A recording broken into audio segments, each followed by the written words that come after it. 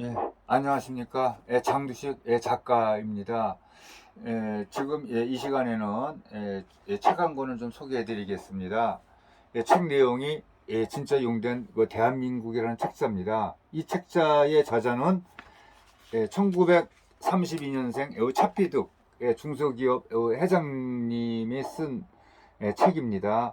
근데 이분은 좀 연세가 많은 데다가 연로하셔서 지금 몸이 안 좋아서 요양병원에서 지금 계신다고 얘기를 들었습니다. 이 차피드 회장님하고 저는 한 1년 전에 만나서 인터뷰를 한 적이 있었습니다. 그리고 이 교재는 여기 이렇게 사진에 나와 있는 것과 같이 우리 그 육군 사관학교 그 부교재로 쓰고 있는 책자입니다.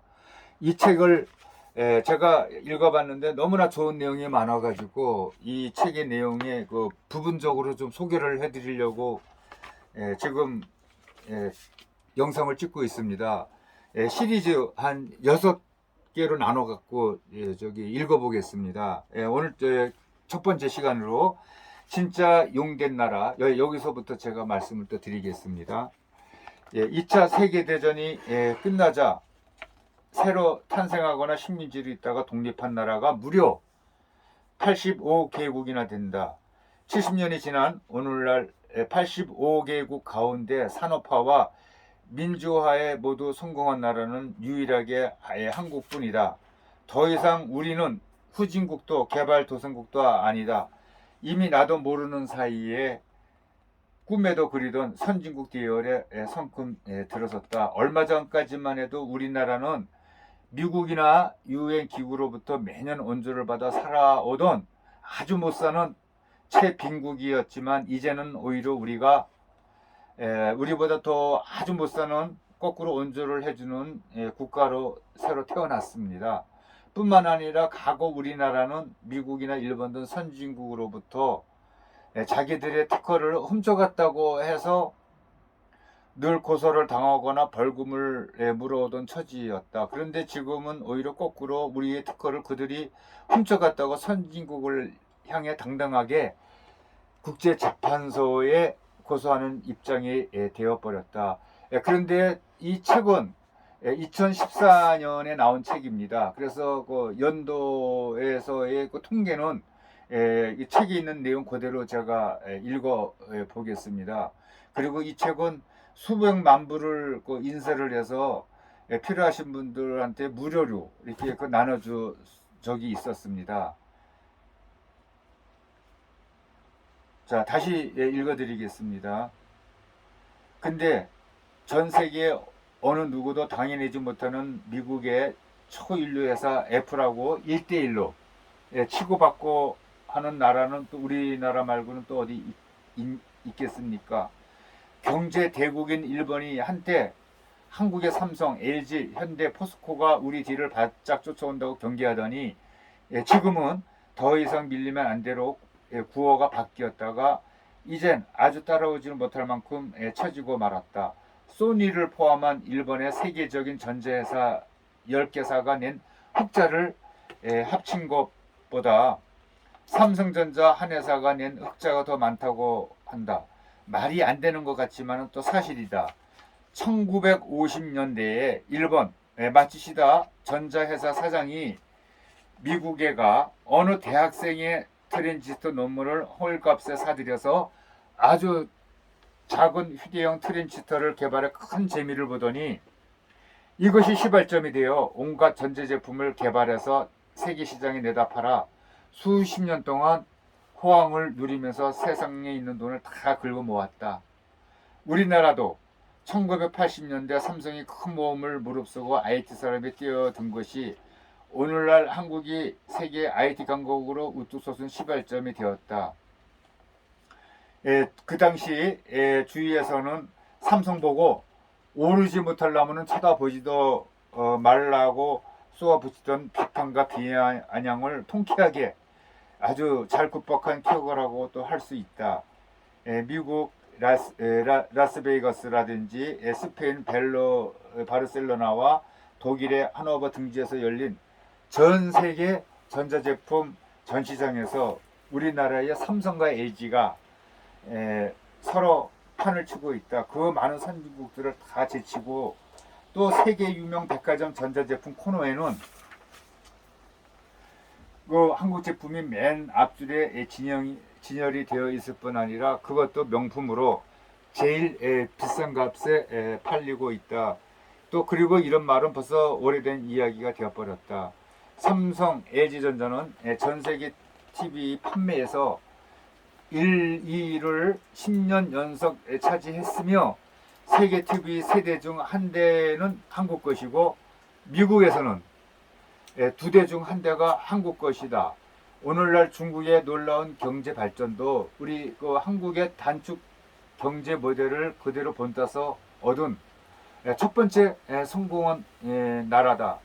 중국에는 한국을 연구하는 박사급 인사가 무려 3,000명 정도가 된다고 한다. 그런데 그런 그 중국이 우리나라를 길을 쓰고 배우려고 하고 있으니 이게 얼마나 자랑스러운가. 또 베트남이나 미얀마, 인도네시아도 중국하고 똑같이 이 길을 따르고 있다. 우리나라는 이만큼 놀랍도록 변했다. 10년이면 강산도 변한다는 말이 있는데 우리나라는 벌써 70년대부터 2010년까지만 따져도 10년씩 무려 5번이나 쉬지 않고 전국 곳곳을 뒤집어 엎고 또 뒤집어 엎었다. 손을 안 댄 것이 없을 정도로 그야말로 문자 그대로 천지개벽을 한 것입니다. 우리나라의 지방을 자동차로 달리다 보면은 뭐 어느 북유럽 선진국이 온 듯한 착각에 빠질 때가 있습니다. 쭉쭉 뻗은 고속도로나 인터체인지 가는 곳마다 우뚝 서 있는 아파트, 또 잘 정비된 하천이나 논밭 등이 한눈에 들어옵니다. 예전에 흙길이나 초라한 초가집, 달구지, 소가밭을 가는 모습, 지게를 진 모습 등은 이제 볼 수가 없습니다.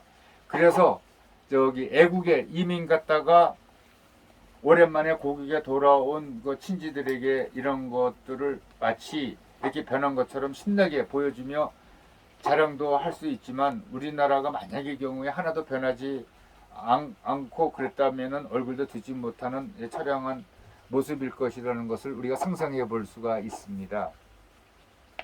오랜만에 돌아온 그들의 눈에는 모두가 놀랍게 보일 수밖에 없고 또 북한에 남아있는 우리 친척 친지들에게도 언젠가는 통일이 돼서 또 이것을 보여줘야 될 것입니다. 과거 수십 년간 유엔 기구에서는 후진국의 헐벗은 산을 녹화시키기 위해 해마다 막대한 자금을 퍼부었다. 하지만 지원받은 나라는 모두 실패했지만 한국만 어떻게 해요? 유일하게 성공했다. 그래서 우리는 모범 국가요, 또 모범 민족입니다.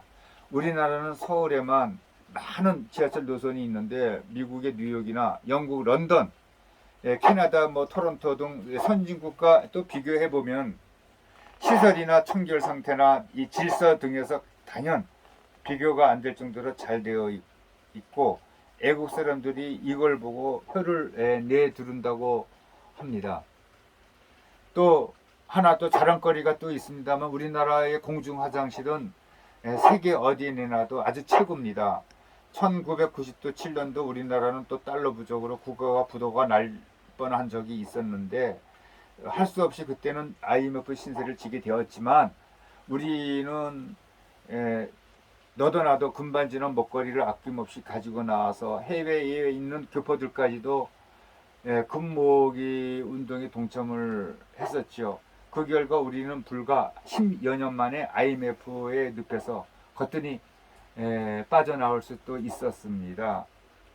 지금은 애완보유국 세계 6등 강국으로 이렇게 우뚝 섰습니다.